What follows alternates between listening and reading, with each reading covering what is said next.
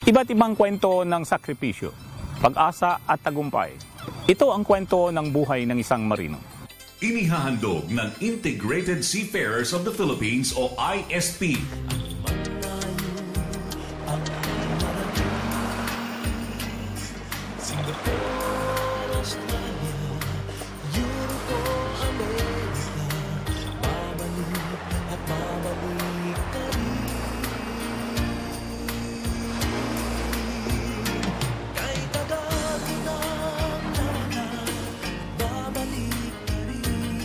Kadete siya noong araw ng United Filipino Seafarers o UFS.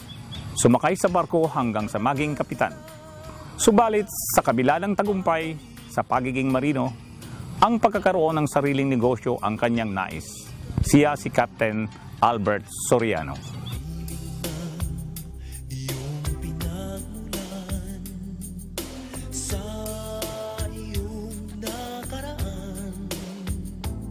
Nag-graduate ako sa Pangasinan Merchant Marine Academy noong 1997. Nagbubarko ako since 1998. Tapos sa ngayon, Master Mariner na rin ako ngayon. Actually, ang plan ko sa age of 45. Kaya yun nga ang pinakuan namin ngayon, yung mga business, tapos nag-iipon ng pera. Tapos yun nga, balak ko na rin mag-land base. Kasi dati nagtrabaho na rin ako as a crewing manager.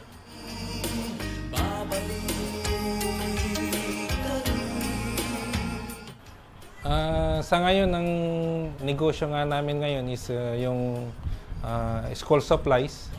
Kasi yun ang hilig ng misis ko. Nung una hindi ko pa nga yan. Tapos namili-mili kami sa Divisoria. So medyo mahirap talaga kasi pupunta ka dun sa Divisoria, daming tao, siksikan. Tapos bit-bit mo pa yung mga mabibigat na bagay. Tapos noon wala pa kaming mga sakyan. Nagko-commute lang kami sa jeep. So minsan ayaw ka isakay ng mga jeep. Kaya taxi magagalit pa kasi yung ang dami mong bit-bit. So yun nga, lakasan lang talaga ng loob. Yung misis ko naman, yun ang talagang gusto niya na negosyo. Nag-umpisa yun na 2011, pagbukas nung school. So, yung inumpisan muna namin sa maliit. Actually, nag-umpisa lang kami doon sa 20 to 30,000. Kung anong mga nilagay namin doon. Hanggang sa, yun, lumaki ng lumaki. So, natuwa rin kami at lumaki na. So, kailangan mo talaga pag negosyo, tututukan mo. Yun ang isang natutunan namin doon. Na huwag mong papabayaan. Kasi row house lang na nabili namin yun. Kaya yun, nung naman medyo okay. Hanggang sa nagustuhan na namin. Nakuha na rin namin yung mga contact doon na nagsusupply ng school supplies. So bultuhan na yung bilihan namin ngayon. Tinatarget namin ngayon yung mga paupahang bahay. So ngayon nag-start na kami doon sa isa. So, tatry namin. Kaya yun ang ginagawa namin. Diyan kami nagkukuhan ngayon sa paupahang bahay sa school supplies. Nagsimula ang kanyang negosyo ng school supplies sa maliit na puhunan. Sa pagtutulungan nilang mag-asawa, ang dating maliit na tindahan, ngayon napalaki na. Yung paghahanda namin na ginawa, yung nag-uusap-usap kami. Laging nag-uusap kasi yun nga kung anong magandang business.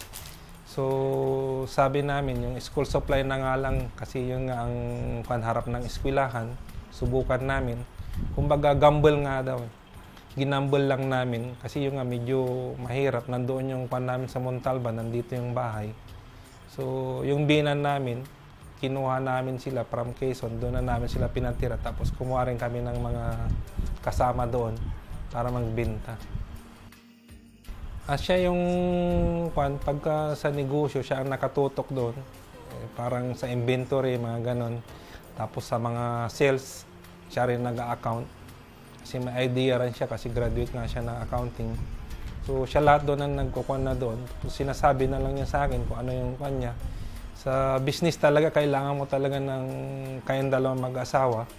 Mag-uusap kasi kung minsan yung decision niya matatakot siya minsan, mas lalo pag magdating na sa malaki na yung budget, matatakot din siya minsan. So kung kailangan mo nang magbigay ng support din sa kanya para makuha yung negosyo niya. Lagi kong natutunan din sa lahat ng mga seaman na pagbabarko mahirap, lagi kang malayo sa pamilya. Tapos mahirap din yung malakas yung alon. Tapos ngayon, hindi na basta-basta ngayon yung trabaho sa barko eh. Ang dami na ngayong gaya ng port seat control, dami mo ng beating inspection. Kaya mas lalong humihirap na ngayon. Tapos ma-assign ka pa sa mga pirate area. Mas lalong pressure yung trabaho ngayon sa barko.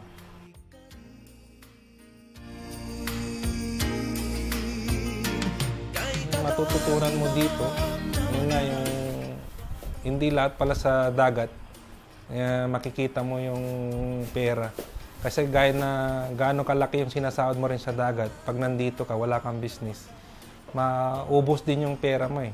Masala pag nagkasakit yung mga bata. So, tuloy-tuloy pa rin yung gastos mo, wala kang pasok kung hindi ka magtatrabaho.